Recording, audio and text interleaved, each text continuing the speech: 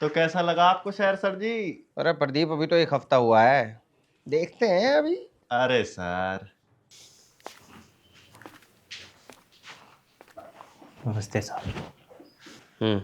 साहब ये हमारा बेटा है साहब, इसे गिरफ्तार कर लीजिए आप। क्यों? क्या किया इसने? इसने एक्सीडेंट किया है साहब, और उसे सड़क पर मरने के लिए छोड़ आया। पता नहीं साहब वो जिंदा है या मर गया। ये क्या बकवास कर रहे हो तुम लोग? कहाँ हुआ एक्सीडेंट? नंदा की चौकी पे हुआ है साहब। प्रदीप, जाके एम्बुलेंस को फोन करो और देखो क्या मैटर हुआ है। जी सर। नाम बोल। मनोज साहब। किससे हुआ एक्सीडेंट? गाड़ी से। किसकी गाड़ी थी?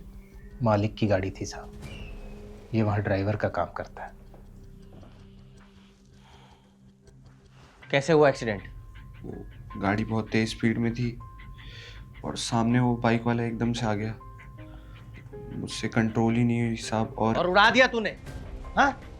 एक आदमी को सड़क पे मरता हुआ छोड़ के भाग गया। इसे तो कड़ी से कड़ी सजा मिलेगी। कोशिश करूंगा कि फांसी मिले इसको। वहां जाके बैठ जाओ। चलो दोनों।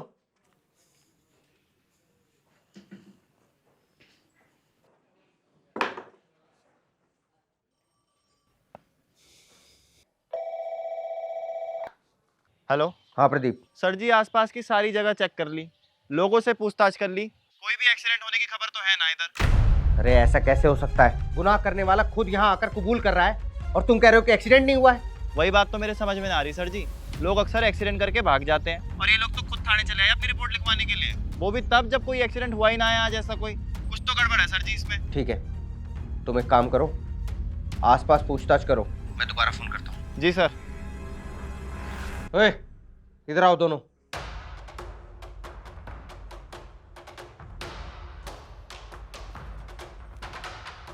बैठो।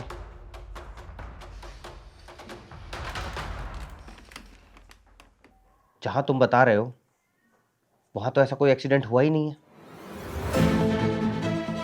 एक्सीडेंट तो हुआ था साहब,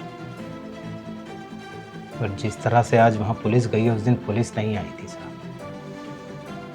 और जिस तरह की कार्रवाई आप इस पर करने की बात कर रहे थे वैसी कोई कार्रवाई भी नहीं हुई थी साहब। अरे होश में है या नहीं है? कुछ भी बकवास कर रहे हो। साफ साफ बताओ क्या बात है। साहब मेरे 2 बेटे थे साहब, एक ये और एक इससे छोटा,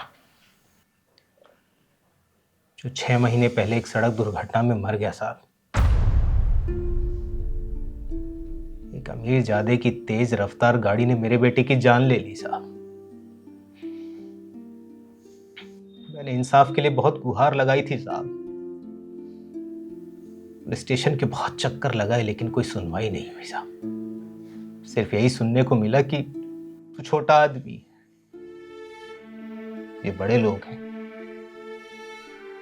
इस केस को यहीं दबा दे। मुझे धमकियां मिलने लगी साहब, तेरा घर जला देंगे, तुझे और तेरे बेटे को मार देंगे।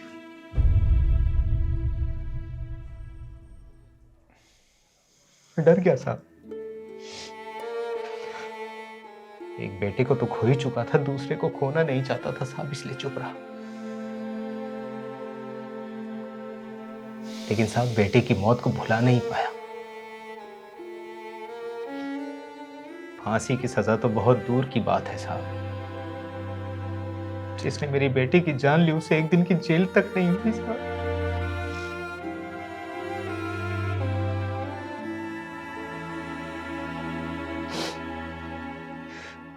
साहब हमारे देश का कानून क्या सिर्फ गरीब लोगों पर ही लागू होता है? गरीब जुर्म करे तो फांसी, अमीर जुर्म करे तो क्या साहब?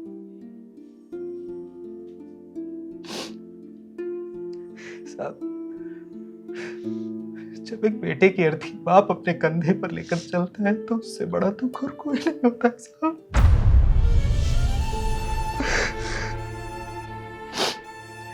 आज जिस दर्द से मैं गुजर रहा हूं उसे आप महसूस करके देखिए।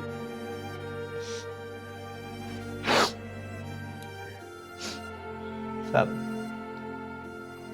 मेरे बेटे का नाम पंकज कुमार था। उसका केस आज भी इस थाने की फाइल में बंद है साहब।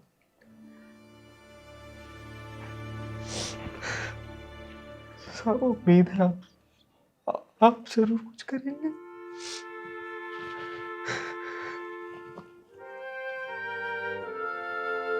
चलो बेटा।